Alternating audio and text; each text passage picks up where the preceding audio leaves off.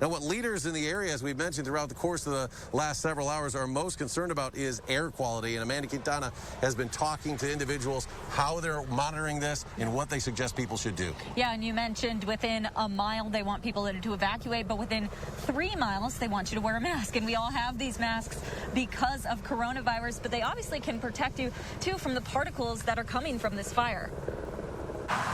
We've got an environmental concern of an immediate fire with chemicals, and then we have items that were not intended to burn. And so how do we protect our community? Firefighters, public health, emergency management, the EPA, they all agree the air quality is the biggest concern right now. In coordination, what we are doing is we're focused on life safety. But what they just don't know yet is what's in the air. That's being tested. As for what was in the plant, there are a number of different chemicals that are in there. One of those is lead, basically what is antifreeze, nitrogen, sulfuric acid, and a few others. Both state and federal EPA teams are collecting data. There are 18 monitors collecting data on the air, like this one set up at the evacuation site. They're going to monitor for what we call VOCs, or volatile organic compounds.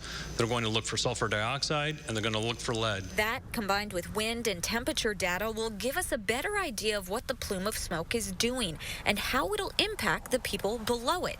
Even though the smoke is dissipating, it's all about where it goes next. When you have cooler temperatures that we're going to get at night, that's going to bring some of that down through what we call a temperature inversion. And that's why you may have a situation where at nighttime, depending upon how cool it gets, there may need to be some additional measures put into place.